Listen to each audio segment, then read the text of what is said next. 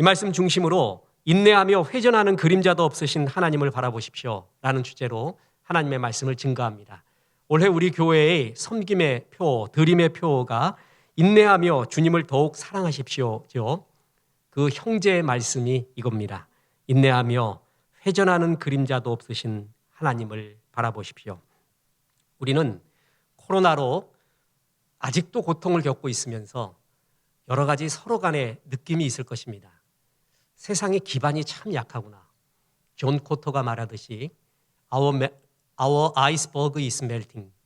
우리의 빙산이 녹고 있다. 든든한 기반이라고 여기는, 철가방이라고 여기는 그 모든 기반들은 다 기반이 약한 거구나. 녹고 있구나. 인공지능 만들어내고 4차 산업혁명 일으키고 화성도 탐사하고 더 먼 별도 갈 수 있고 우리도 갈 수 있다라고 말하는 이 시대에 우리는 아주 작은 보이지도 않는 바이러스로 인해 우리의 기반이 얼마나 약한 것인가, 얼마나 나약한가를 다시 한번 느낍니다. 그리고 제가 강력하게 느끼는 게 그겁니다. 전혀 다른 세상이 있구나. 우리는 살면서 그걸 느낍니다. 이런 세상이 오리라고 어떻게 생각을 했겠습니까? 이런 세상이 있구나. 더 넓게 펴보면 인류가 다 끝나는 날, 아니 내 개인의 삶이 끝나는 날, 전혀 다른 세상이 있다. 100년 남짓 사는 이 세상과는 다른 영원한 이 세상과는 전혀 다른 세상이 존재한다라는 것을 하나님이 미리 보여준 것이 아닌가. 이렇게도 우스갯소리로 생각을 해봅니다. 전혀 다른 세계는 존재합니다. 이런 가운데 우리는 인내하며 더욱 주님을 사랑하고 주님의 영원하신 그리고 주님이 주신 비전을 바라보는 삶이 얼마나 중요한지 다시 한번 생각합니다. 그래서 오늘 이 말씀을 대하면서 본문은 이렇게 두 가지의 교훈을 말하고 있습니다. 하나님이 주시는 것은 변하지 않는다라는 것입니다. 오늘 16절, 17절 다시 보겠습니다. 내 사랑하는 형제들아 속지 말라. 온갖 좋은 은사와 온전한 선물이 다 위로부터 빛들의 아버지께로부터 오나니 그는 변함도 없으시고 회전하는 그림자도 없으시니라. 속지 말라. 더 정확하게 표현하면 헷갈리지 말라. 이렇게 얘기하고 있어요. 뭘 속지 말라는 건가? 하나님은 야고보 사도를 통해서 두 가지 시험을 말하고 있습니다. 야고보서는 두 가지의 시험을 말하는데 첫 번째가 지난주에 우리가 보았던 1장 2절입니다. 내 형제들아 너희가 여러 가지 시험을 당하거든 온전히 기쁘게 여기라. 이때 시험은 페이라스모스, 다시 말해서 믿음의 연단, 우리를 훈련하기 위한 하나님의 테스트, 그런 시험이 있습니다. 그런 어려움이 있습니다. 그래서 그 시험을 통과할 때 나의 부족한 점을 알게 되고 우리가 연단을 받아서 온전하고 구비하고 부족함이 없게 하나님 일을 하는데 부족함이 없는 자로 이 세상을 평화스럽게 살아가는데 부족함이 없는 자로 우리를 만들기 위한 하나님의 테스트, 그것이 첫 번째 야고보서에서 말하는 시험이고 두 번째 시험, 그게 오늘 본문의 시험이 있습니다. 13절 14절 보세요. 사람이 시험을 받을 때에 내가 하나님께 시험을 받는다 하지 말지니 하나님은 악에게 시험을 받지도 아니하시고 친히 아무도 시험하지 아니하시느니라. 오직 각 사람이 시험을 받는 것은 자기 욕심에 끌려 미혹됨이니 이때 말하는 시험이 뭐냐면 페이라조, 죄로 인한 템테이션, 유혹을 의미합니다. 연단을 위한 시련도 있지만 내가 세상의 욕심에 이끌려 스스로 만들어낸 유혹과 시련이 있다라는 것입니다. 여기서 하나님은 속지 말라고 하면서 그대가 너희들이 세상의 욕심에 이끌려서 시련당하고 있고 시험당하고 있고 괴로워하고 있는 것을 하나님 탓으로 돌리지 마라. 자, 역시 인간은 하나님 형상대로 지음받아서요 머리가 좋아요. 이런 죄를 전가하는 것은 대단한 머리를 쓰고 있죠. 아담이 하나님 앞에 범죄했습니다. 그러면 그냥 잘못했습니다 그러면 돼요. 뭐라고 말하죠? 하나님 당신이 내게 주신 그 여자 때문에 그렇게 됐습니다 라고 말하잖아요. 하나님 탓해요. 그러지 마라. 너의 세상을 향한 육신의 정욕, 안목의 정욕, 이생의 자랑 때문에 이러한 시련과 유혹과 어려움이 왔음에도 불구하고 하나님 탓이니 누구 탓이니 하지 말고 돌이켜라. 그러면서 야고보서 1장 15절 그 다음 구절에 이렇게 말합니다. 욕심이 잉태한즉 죄를 낳고 죄가 장성한즉 사망을 낳느니라. 너의 죄가 유혹받음이 너의 시련이 세상의 것을 좋아해서 오는 시련이다. 그런데 하나님이 그 다음에 제시하는 게 뭐냐 하면 세상의 것이 그렇게 좋더냐? 하나님이 주시는 건 더 좋다. 하나님이 주시는 것은 영원하다. 변하지 않는다. 하나님이 주시는 것은 빛의 모습이다. 어둠을 다 쫓아낸다. 그리고 하나님이 주시는 것은 세상과 다르게 그림자도 없다. 그래서 너는 진정한 기쁨은 하나님에게서 찾아라. 그것이 오늘 말씀의 주제고 야고보서 전체가 말하고 있는 중요한 주제 중에 하나입니다. 세상 것이 그렇게 좋디? 세상 유혹에서 벗어나서 하나님이 주시는 영원한 복이 무엇인가 바로 알고 그것을 더 기뻐하고 사모하라. 하나님이 주시는 것은 세상과 다르다. 하나님의 선물은 온전하고 변함이 없다. 오늘 본문 보세요. 17절. 온갖 좋은 은사와 온전한 선물이 다 위로부터 빛들의 아버지께로부터 내려오나니 그는 변함도 없으시고 회전하는 그림자도 없으시니라. 변함이 없다. 파랄라게, 변동, 변화, 사물, 사계절의 변화, 움직임 이런 것을 뜻하는 거예요. 하나님이 주시는 것은 변화가 없다.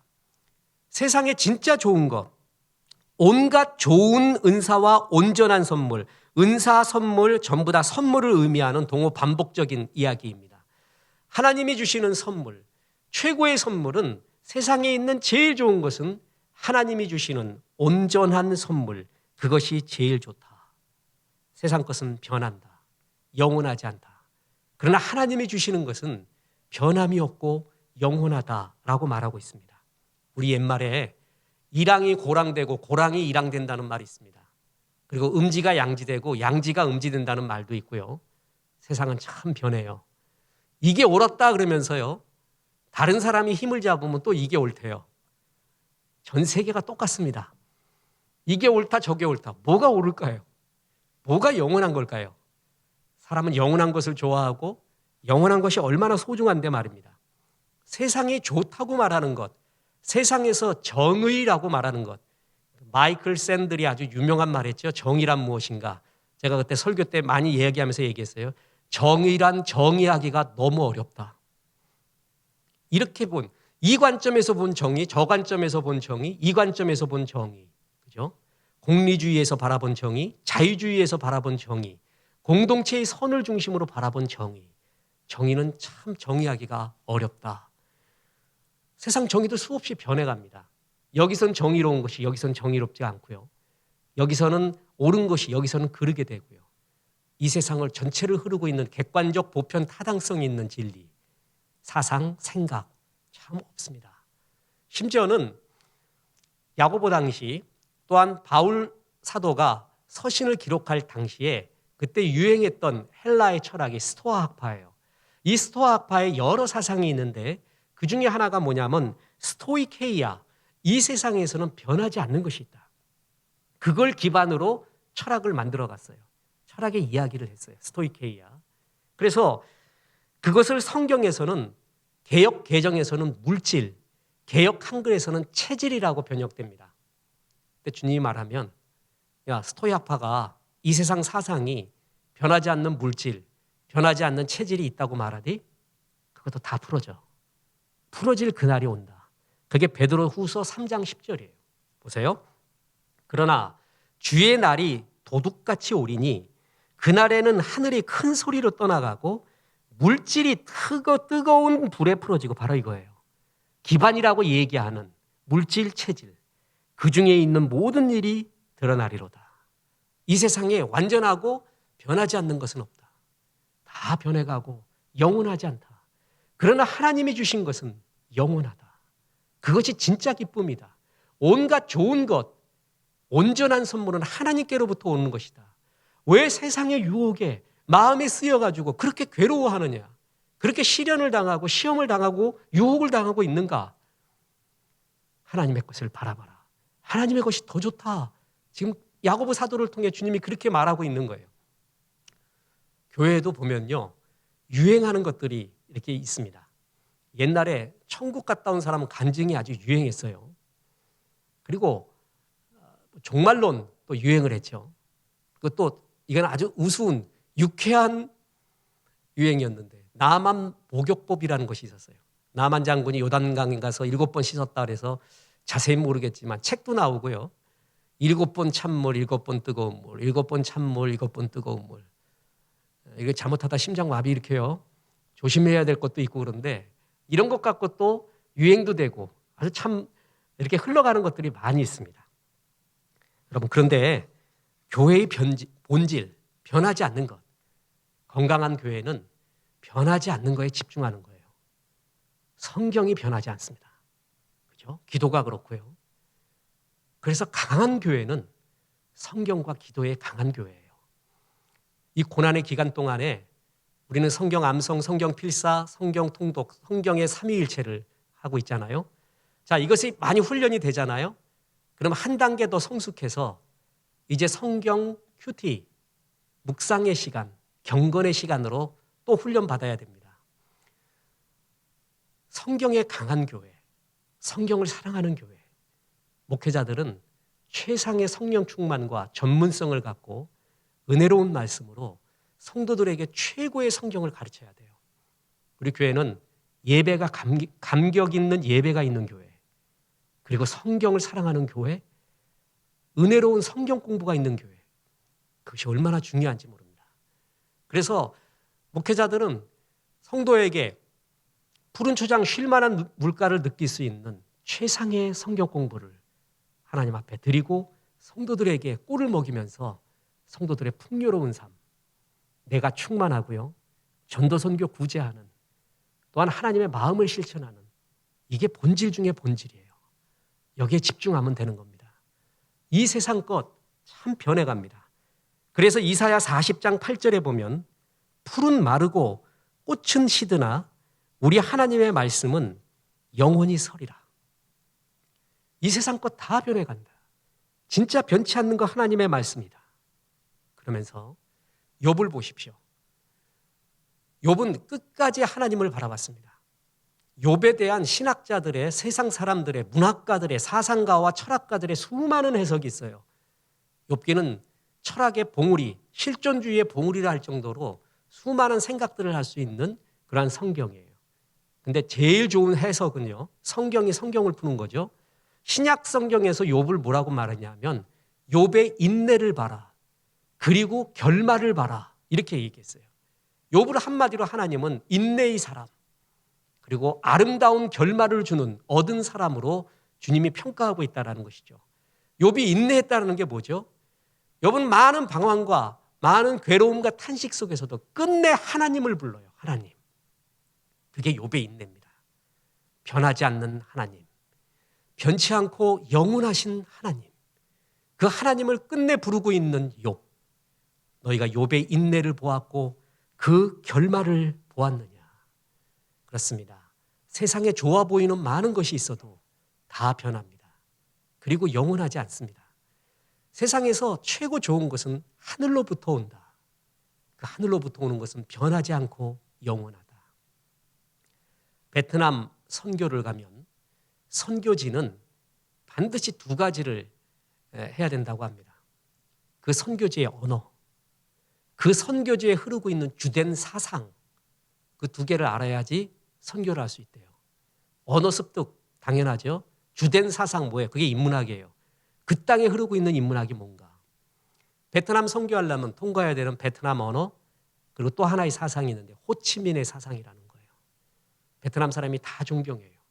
그래서 내가 개인적으로 호치민을 좋아하건 말건, 또한 호치민의 사상을 좋아하건 나쁘건 그건 상관없이 선교를 위해서 알아야 돼요. 그 호치민이 한 말 중에 유명한 것이 뭐냐면 이불변 응만변이라는 이야기입니다. 이불변, 불변하는 것으로서 응만변, 변하는 만 가지를 대응한다. 멋진 말입니다. 세상은 끝없이 변하고 있습니다. 만 가지로 변해요. 그걸 하나하나 다 대응하려고 하면은 감당할 길이 없습니다. 이것도 하고 저것도 하고 저것도 하고 싶고 저것도 해야 되고 저것도 해야 되고 이것도 이루어야 되고 저것도 이루어야 되고 감당할 수가 없어요. 변하는 것이 만 가지라는 거예요. 그 만 가지 변하는 것을 대응하는 건 한 가지래요. 불변하는 것. 변하지 않는 거 하나를 확실히 잡고 있으면 변화하는 만 가지를 대응할 수 있는 최고의 무기라는 거예요. 이 불변 응만변이라. 이 세상 끝없이 지금도 변화될 것입니다. 그 변화의 속도가 엄청납니다. 온라인화 돼가는 것, 디지털화 돼가는 것은 옛날부터 있어 왔어요. 4차 산업혁명 그 전부터 있어 왔고 4차 산업혁명 때 가속화가 됐고 특히 코로나19로 인해서 어떤 예상가도 어떤 미래학자도 그것만큼은 다 일치하는 것, 디지털화 아니에요? 이것은 가속도가 확 붙어버렸어요. 끝없이 변하고 있는 이 세상 가운데 우리가 승리할 수 있고 평강을 얻을 수 있고 역사를 체험할 수 있는 최고는 변하지 않는 하나님의 말씀. 풀은 마르고 꽃은 시드나. 세월은 장부의 가슴도 씻게 하고 가인의 얼굴도 주름으로 덮이게 하나. 세상의 가치관은 다 변해가나. 옳다고 하는 것도 다 변해가나. 하나님의 말씀은 영영이 서리라. 그래서 진짜 좋은 것은 바로 이런 것이다. 세상 향해 있던 너희 마음을 하나님, 가장 좋은 하나님의 것으로 바꾸어라. 그리고 또 말하기를 더군다나 하나님이 주시는 선물은 어두움을 물리치는 빛과 같다. 그래서 하나님의 선물을 빛으로 비유합니다. 하나님은 온전한 선물이 다 위로부터 빛들의 아버지로부터 내려온대요. 하나님이 주시는 선물을 빛에 비유하면서 빛은 반대말을 알아야 빛의 의미를 알죠. 아침의 의미는 저녁을 알 때 아는 것이에요. 어둠의 의미는 빛을 알아야 되고 빛의 의미는 어둠을 알아야 돼요. 반대어를 알 때 그것의 진짜 의미를 아는 거예요.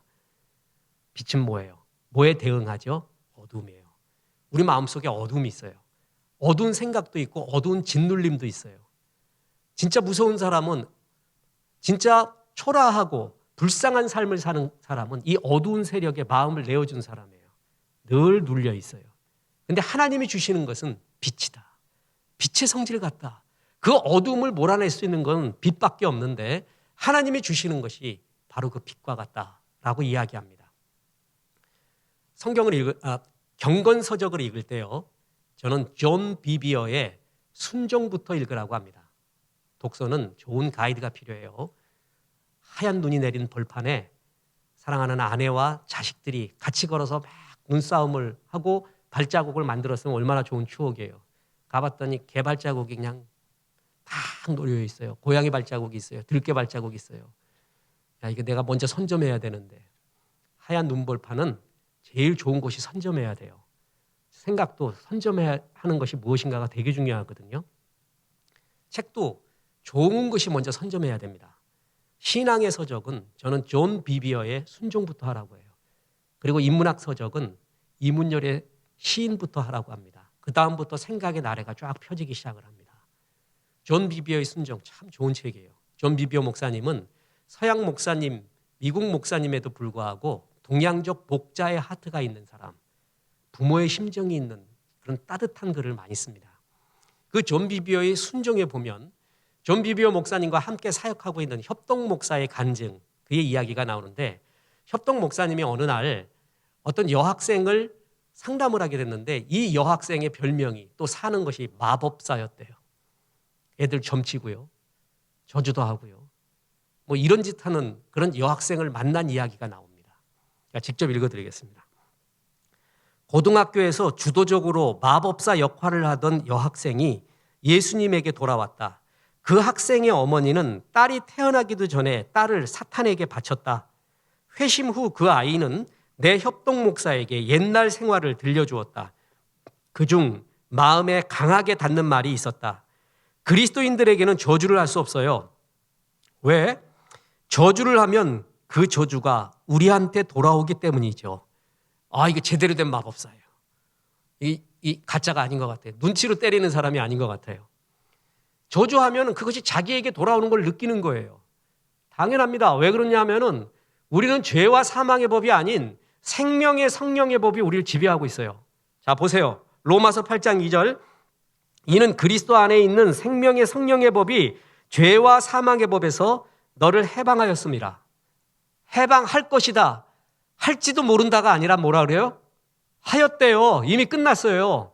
예수 믿는 순간에 이 세상의 어떤 어두움의 세력, 어두움의 암울한 운명 같은 생각, 눌리는 어두운 그 모든 것이 생명의 성령의 법으로 다 물리쳤대요. 이게 하나님의 역사, 하나님이 주시는 것의 특징이 바로 이런 빛의 요소예요.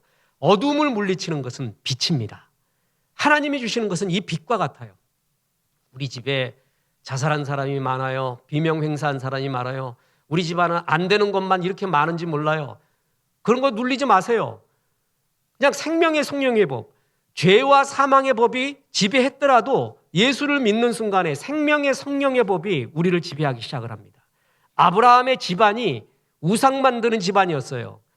그를 믿음의 조상으로 세워서 하나님이 택하는 순간 다 끊었어요. 가게에 흐르는 저주를 끊으라고요? 다 끊어졌습니다. 그런 거에 눌리지 마십시오. 하나님이 주시는 것은 영광스러운 빛과 같은 선물이에요. 얼마나 좋은지 모릅니다. 이것처럼 좋은 것이 없어요. 영원합니다. 변함이 없습니다. 어둠을 물리칩니다. 세상 것과 비교할 수 없는 하나님의 것을 좋아해라. 왜 세상 유혹에 빠져서 그런 고민과 시련과 유혹 속에서 살아가고 있는가? 하나님은 그렇게 말합니다. 그리고 또 두 번째 교훈이 있습니다. 하나님이 주시는 것은 그림자가 없다라는 것입니다. 저는 이 구절이 그렇게 좋을 수가 없습니다. 16절, 17절 보세요. 내 사랑하는 형제들아 속지 말라. 온갖 좋은 은사와 온전한 선물이 다 위로부터 빛들의 아버지께로부터 내려오나니 그는 변함도 없으시고 회전하는 그림자도 없으시니라. 주님이 주는 게 회전하는 그림자도 없대요. 트로페스 아포스케아스마. 이게 무슨 의미인가? 목사님들이 설교하기 위하여 성경을 연구하다가 눈에 띄는 결정적으로 마음에 다가오는 결정적인 구절 한두 개씩 있습니다. 성경 본문을 해석할 때 명사와 동사는 아주 중요하게 해석을 해야 돼요. 언어를 보면서 말해요. 저는 거의 100% 목사님들이 다 그러려고 봅니다. 그 구절 놓고 기도하고 주석서 참고도 하고 책도 보고 묵상하고 성령의 조명을 바라고. 저도 오해하지 마십시오.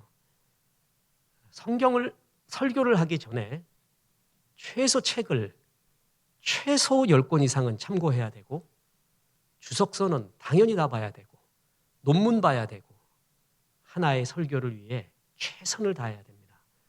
제 생각으로 너무 이해가 안 가고 그래서 기도하며 봤던 어떤 구절이 있었습니다. 모든 주석서를 다 봤어요. 구할 수 있는 모든 주석서, 책을 30권 이상을 참고했어요. 그에 대한 논문을 10개 이상 봤어요. 그래갖고 끝없이 그 말씀의 의미가 뭘까? 대충 얼버무리는 것이 아닌 진짜를 전해주고 진짜 주의 의미를 알기 위해 발버둥 치고 기도했던 기억도 납니다. 거의 모든 목사님이 다 그러십니다. 근데 저는 요번에 성경 통독을 하면서도요. 이건 꼭 연구하고 싶고 무슨 의미일까라고 하는 게 이거예요. 하나님은 회전하는 그림자가 없대요. 이 식구, 이게 굉장히 그때 당시에 식구일 수도 있고 금원일 수도 있고 하나님이 야고보를 통해서 멋진 표현을 이렇게 쓸 수가 있었거든요. 하나님 주는 건 그림자, 회전하는 그림자도 없다.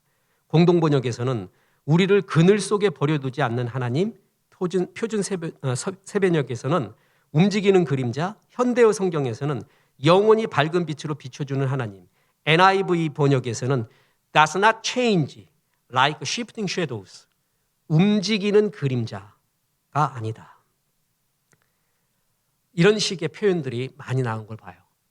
우리가 해가 뜨잖아요. 동쪽에서.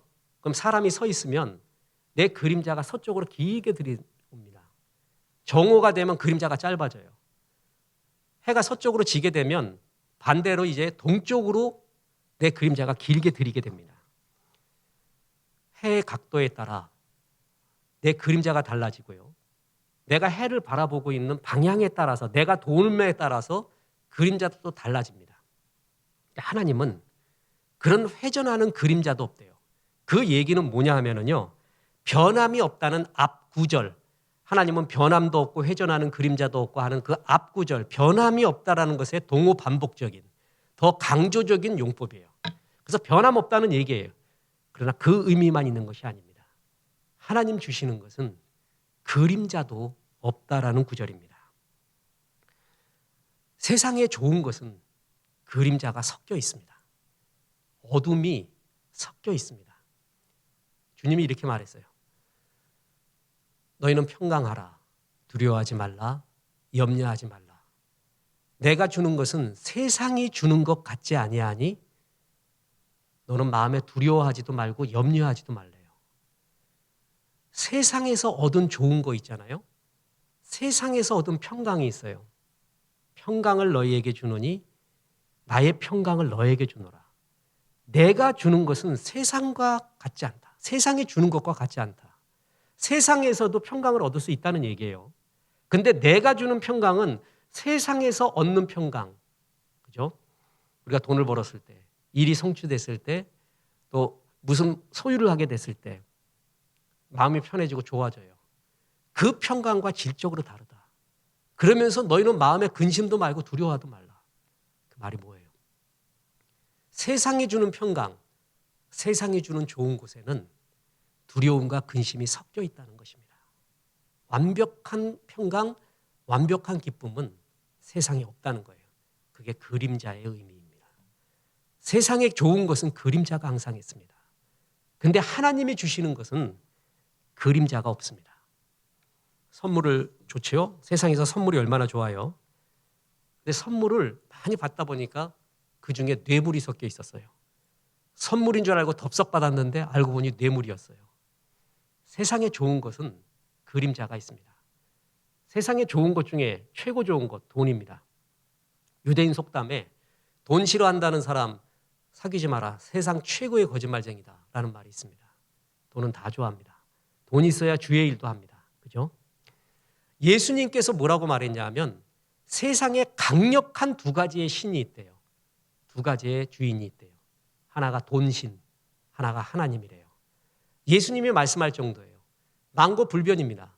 이 세상에 수많은 가치관, 사상, 뭐고 다 있지만 하나님을 대적하는 가장 강력한 맞짱 뜨는 신이 돈신이에요. 마켓신이에요. 그렇죠? 그래서 사람들은 나이 들어갈수록 다 변하지만 돈은 안 변한다. 돈은 어른이다. 돈은 꽉 잡고 죽을 때까지 잡고 있어야 된다. 그렇게 말해요. 자, 돈 좋지요. 나이 들어갈수록 체험할수록 좋아진다는 걸 알아요. 돈을 추구하잖아요. 거기에 마음 뺏기잖아요. 그럼 더 가지고 싶어요. 또한 잃어버릴까 염려가 들어요. 잘 보관해야 될 텐데, 불려야 될 텐데 성경 표현 그대로 마음의 근심으로 마음을 찔렀도다. 돈 걱정하는 사람. 우리의 문제의 90% 이상은 돈 문제입니다. 그런데 돈 하는 사람의 특징이 뭔지 아세요? 돈을 좀 가진 사람이 그래요. 돈을 가진 사람이 항상 더 염려해요. 뺏길까 봐 더 불려야 되는데 거기에 대한 마음이 항상 뺏겨 있어요. 세상에서 주는 즐거움은, 기쁨은 이렇게 그림자가 있어요. 어느 정도 모았어요. 그랬더니 또 어떤 그림자가 있는지 아세요? 영혼을 생각하지 않아. 누가복음에 나오는 어리석은 부자처럼 내 영혼아 내가 곡간 계속 늘려가면서 쌓아뒀다. 주님이 너 네 생명을 뺏어가면 그게 다 무슨 소용이 있니? 다 놓고 가는데 영혼에 대한 생각이 흐려져요. 자꾸 근심이 들어요. 마음이 뺏겨가요. 그렇죠? 홍수가 났습니다. 그랬더니 소도 떠내려가고 돼지도 떠내려가고 집도 떠내려갔어요. 사람들이 울고불고 아비 규환이었습니다. 거지 부자가 거지 아들과 아버지가 그걸 쳐다보며 있었습니다. 아들이 말했습니다. 아버지, 홍수 나서 저거 다 떠내려가서 사람들은 울고 야단 났어요. 아버지가 말합니다. 우리는 울지도 않지 않니? 이게 다 애비덕인 줄 알아라. 그랬대요. 가진 사람이 더 염려가 많아요. 더 두려움도 있고요. 더 욕심도 있고요. 돈은 좋은 것이에요. 잘 사용하면 좋은 것이에요. 그런데 세상의 돈은요, 마음을 찌릅니다. 그림자가 이렇게 있습니다. 심지어 나는 돈을 추구하지 않고 사랑을 추구합니다. 이렇게 말해요. 세상 사랑? 세상에서 말하는 사랑, 거기도 그림자가 있다는 거 우리가 다 알고 있지 않습니까? 우리는 알아요. 우리들이 말하는 사랑이라는 것은 님이라는 글자에 점 하나만 찍으면 남이 된다는 것 너무 알아요. 그래서 사랑하면서도 두려워요. 그래서 요한일서 4장 18절에 사랑 안에 두려움이 없고 온전한 사랑이 두려움을 내어 쫓나니 너희들의 사랑으로는 두려움이 항상 섞여 있다.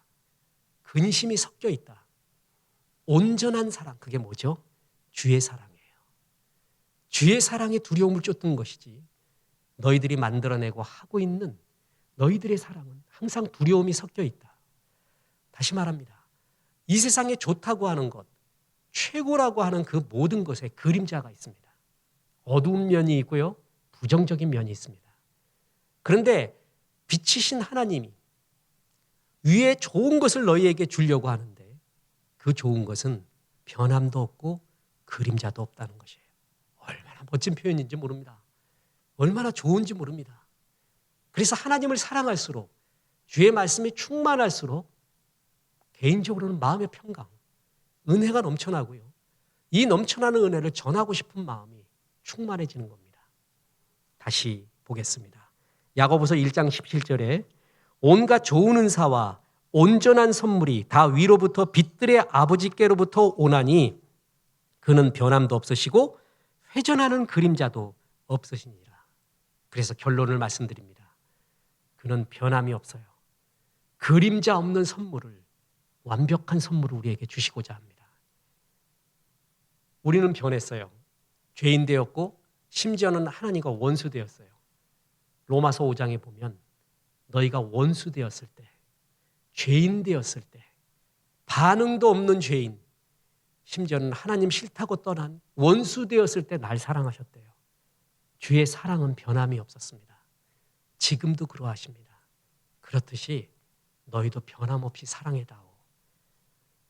에베소서 6장 24절에 우리 주 예수 그리스도를 변함없이 사랑하는 모든 자에게 은혜가 있을지어다. 맑은 날이건 성공하는 날이건 실패하는 날이건 코로나 고난이 있는 날이건 그 어떤 날에도 변함없이 주님을 사랑하는 자에게 은혜가 있을지어다. 세상이 주는 유혹, 기쁨은 변하고 영원하지 않습니다. 세상의 기쁨은 그림자가 섞여 있습니다. 그런데 주님이 주시는 것은 영원하고 변하지 않습니다. 그림자가 없습니다. 하나님을 바라봐라. 어려울 때일수록 이 하나님의 기쁨을 바라봐라. 어려울 때일수록 다른 것에서 기쁨과 위로를 찾으려 하지 말고 이 하나님을 바라봐라. 우리가 흔히 빛과 소금이라고 말할 때 소금의 역할을 말하죠. 부패를 방지한다. 제일 첫째 역할이에요. 그런데 소금의 역할은 또 하나 있습니다. 남의 맛을 내줘요. 설탕은 자기 맛을 내고요. 소금은 남의 맛을 내줘요. 참 멋집니다. 남의 맛을 내줄 줄 아는 관계대명사 같은 사람. 이게 소금의 역할이거든요. 그런데 소금은 더 중요한 역할이 또 하나 있습니다. 구약 성경에서 소금이라는 말이 제사 드릴 때 많이 나옵니다. 자, 보세요. 레위기 2장 13절에 내 모든 소제물에 소금을 치라. 내 하나님의 언약의 소금을 내 소제에 빼지 못할지니 내 모든 예물에 소금을 드릴지니라. 레위기 2장 13절 한 구절에 소금이라는 구절이 무려 3번이나 나옵니다. 소금 쳐라, 언약의 소금, 소금을 드려라.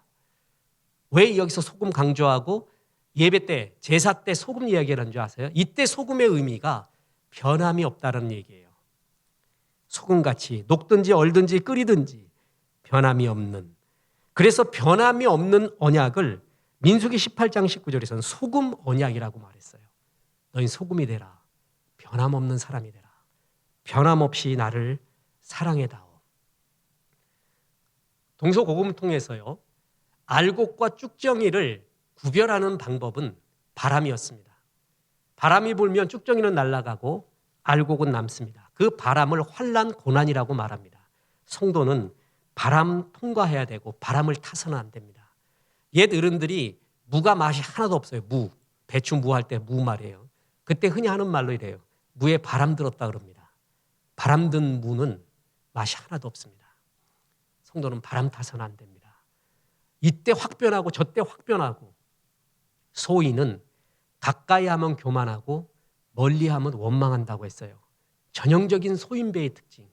잘 되면 교만해져요. 잘 안 되면 원망해요. 불평하고요. 변함없는 사람, 바람든 사람 되지 마라. 변함없이 나를 사랑해다오. 어려울 때 드린 신실한 예배, 신실한 헌신, 신실한 헌금, 주님은 더 귀히 보이십니다. 사람 어려울 때 도움받은 것 절대 잊지 못합니다. 그렇죠? 고난시 힘들 때 드렸던 헌신, 힘들 때 신실하게 드렸던 예배와 기도, 헌금, 하나님은 귀하게 보십니다.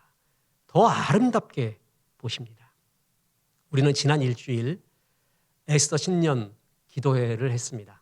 그래서 일주일 동안 기도하고 저희가 제 스스로도 얼마나 은혜 받았는지, 저는 기도 제목 2가지가 있었습니다. 그 2가지를 주 앞에 드리며 하나님 무슨 말씀을 할까 응답해 달라고 계속 기도했습니다. 그리고 성도님들, 안타까운 성도님들의 이야기, 그들을 위해 기도했습니다. 하나 다짐한 것은 주님, 변함없이 주님을 사랑하기 원합니다. 아니, 내 구주 예수를 더욱 사랑하기 원합니다. 오늘 우리가 특성 들었잖아요. 내 구주 예수를 더욱 사랑. 변함없이, 아니 더욱 주님을 사랑하기 원합니다. 오늘 성도님이 이런 기도회 끝나고 5분과 통화를 하게 되었습니다. 다 3일 금식을 했대요. 어떤 분은 몸이 안 돼서 한 이틀, 약 많이 드시고 있는 분, 내가 하루만 하라 그랬어요. 하루만 하라. 어떤 분이 그래요. 목사님, 다니엘 금식기도, 부분 채식 금식기도를 첫째 날 해줘야지 마지막 날 해가지고 자기 3일 다 했는데, 근데 마지막 날 그 얘기 해주세요. 그래서 한참 웃었습니다. 아주 유쾌한 성도님입니다. 우리에게는 변하지 않는 기도가 있어요. 변하지 않는 대상인 하나님께 대한 기도, 더 강렬한 전실할 기도인 금식기도의 무기가 있습니다. 변하지 않는 하나님의 말씀이 있습니다. 그렇죠? 세상에 그 어떤 것보다 소중한 것입니다. 고난의 기간 동안 그대는 뭐 했는가? 주님, 저는 성경을 더욱 통독했습니다.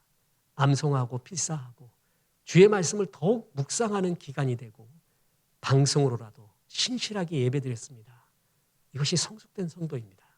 그것이 인내라는 말이에요. 욥이 했던 인내가 끝내 주님을 바라봤다라는 이야기예요.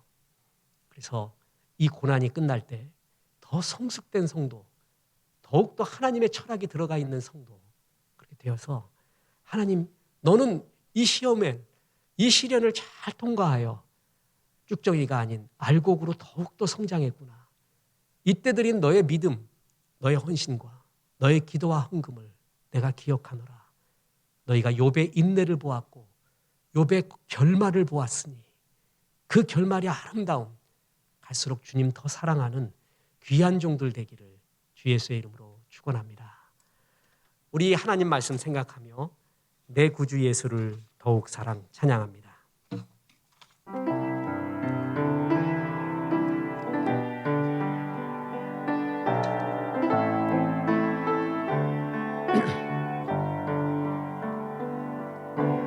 내 구주 예수를 더욱 사랑,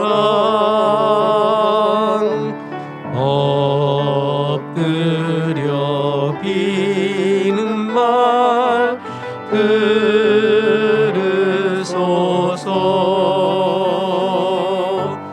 내 진정 소원이 내 구주 예수를 더욱 사랑, 더욱 이전엔 세상 나 기뻤어도, 이전엔 세상 나 기뻤어도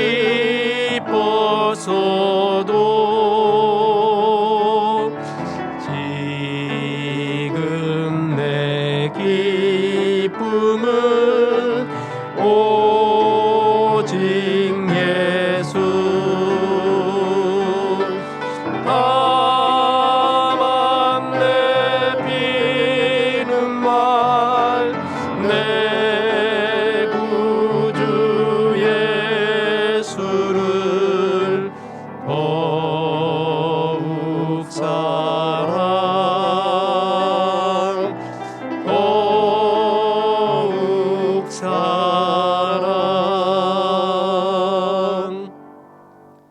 이제는 우리 구주 예수 그리스도의 은혜와 변함없으시고 영원하시고 그림자도 없으신 하나님의 그 크신 사랑과 성령님 변함없이 주님을 사랑하라 권면하심이 이 말씀에 아멘하며 코로나19의 깊은 고난 속에도 더욱더 주님을 사랑하기로 기도한 성도들에게 함께 하셔서 이제부터 끝날까지 크신 영광 받으시옵기를 우리 구주 예수 그리스도 이름으로 축원하옵나이다. 아멘.